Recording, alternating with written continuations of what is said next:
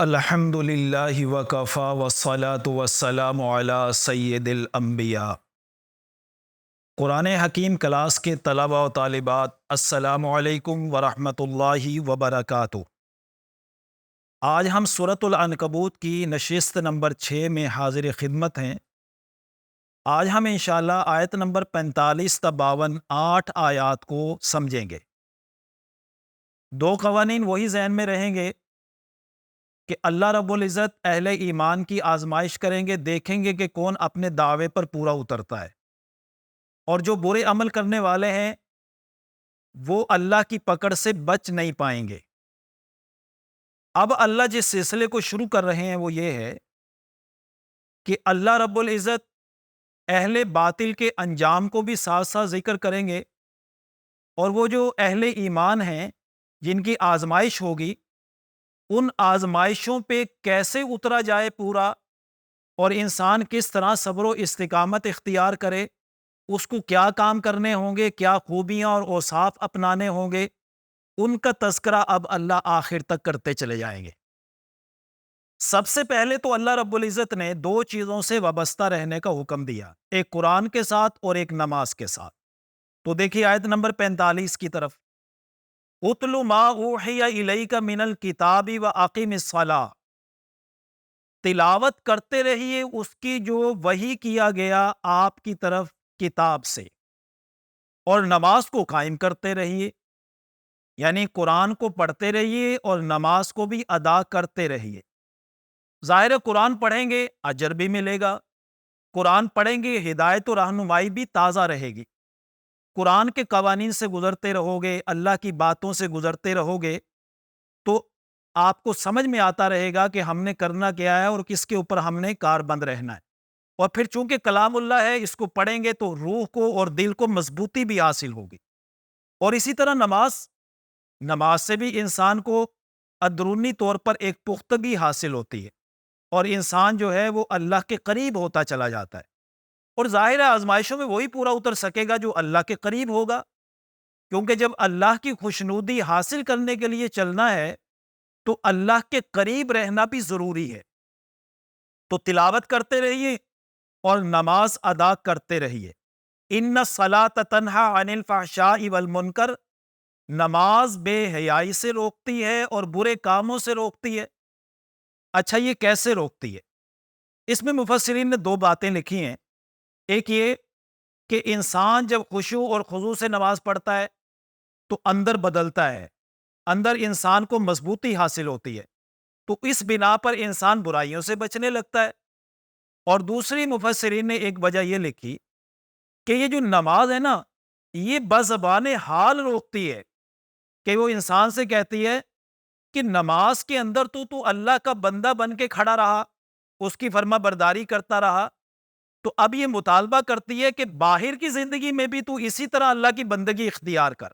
اگر اس نے بے حیائی سے رکنے کا کہا ہے تو اس سے رک، اور اسی طرح اس نے برے کاموں سے منکرات سے رکنے کا کہا ہے تو اس سے رک۔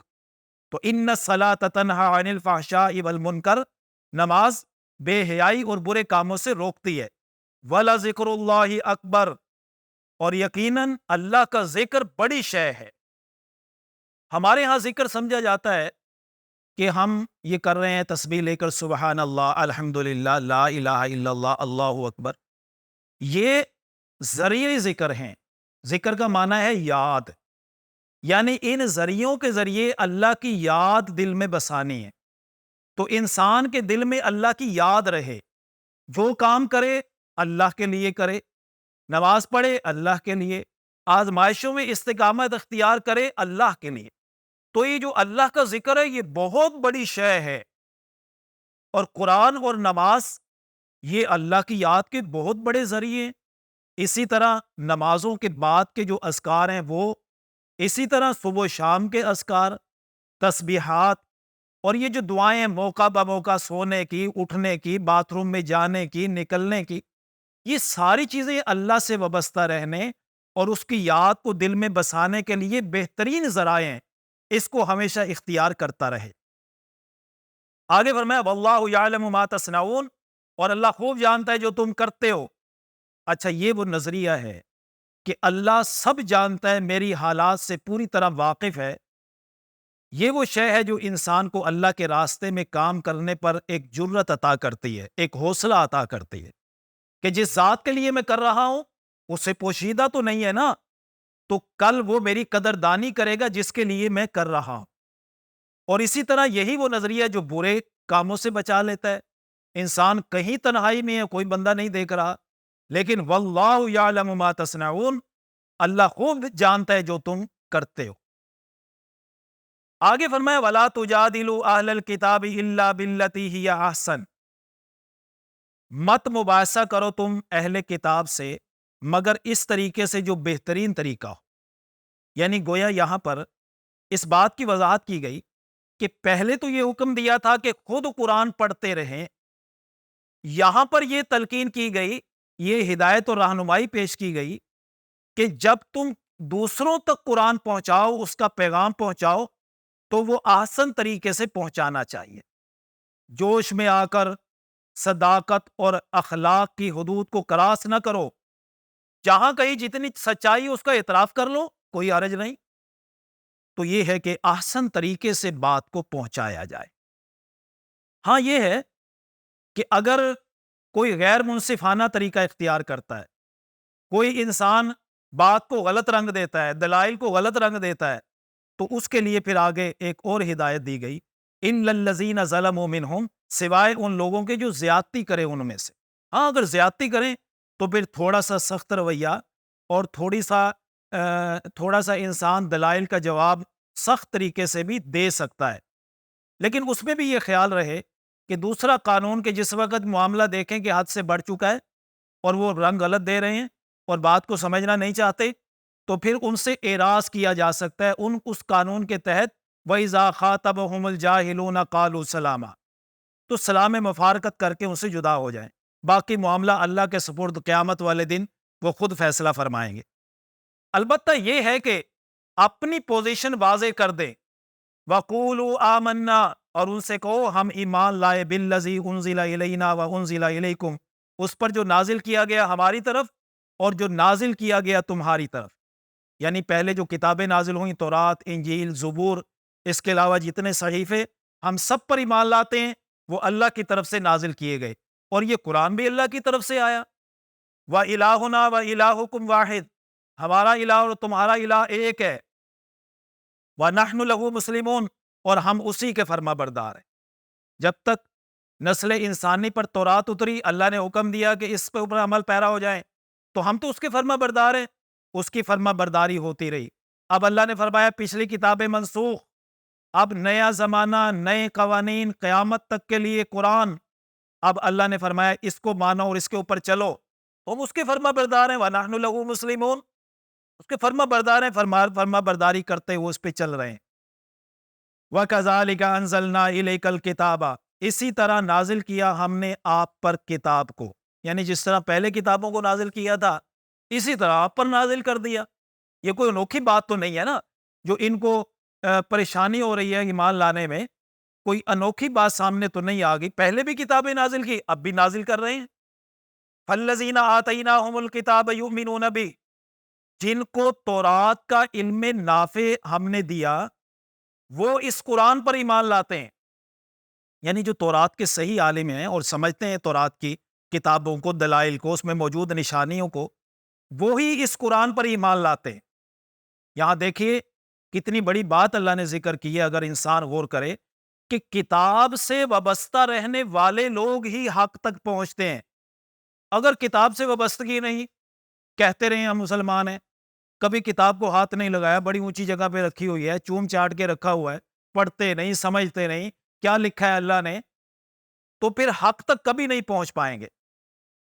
اور یہ بھی ذہن میں رہے کہ صرف علم بھی کافی نہیں ہے، علم نافع ضروری ہے جو نفع دے، ورنہ کتنے بڑے بڑے بیٹھے ہیں اینکر میڈیا پہ اور باتیں ہو رہی ہیں، اپنے تئیں تو بڑا علم جھاڑ رہے ہیں نا، لیکن علم نافع نہیں۔ آپ کو معلوم ہے کہ آپ صلی اللہ علیہ وسلم اکثر ایک دعا کیا کرتے تھے، اللہم انی اسألک علما نافعا، اللہ میں تجھ سے سوال کرتا ہوں اس علم کا جو نفع دینے والا ہے۔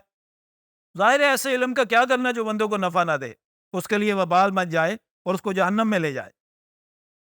تو بہر اللہ فرماتے ہیں فَالَّذِينَ آتَيْنَاهُمُ الْكِتَابَ يُؤْمِنُونَ بِهِ، جن کو تورات کا علم نافع ہم نے عطا کیا وہ اس قرآن پر بھی ایمان لاتے ہیں۔ وَمِنْ هَؤُلَاءِ مَن يُؤْمِنُ بِهِ، اور ان میں سے بھی ہیں جو ایمان لاتے ہیں اس پر۔ کن میں سے؟ ان مشرکین مکہ میں سے بھی۔ ان دیکھو نا، ہر جگہ پر منصف مزاج ہوتے ہیں، جب وہ دیکھتے ہیں، دلائل دیکھتے ہیں، باتیں سنتے ہیں، تو جب ان کو وہ روشن دلائل نظر آتے ہیں تو وہ ایمان لے آتے ہیں۔ وما یجحد بآیاتنا الا الکافرون، نہیں انکار کرتے ہماری آیات کا مگر کافر، یعنی جنہوں نے کفر ہی کرنے کا فیصلہ کر لیا ہو، تو پھر ان کو لاکھ دلائل پیش کرتے رہیں وہ کبھی ایمان نہیں لاتے، وہ انکار ہی کرتے رہتے۔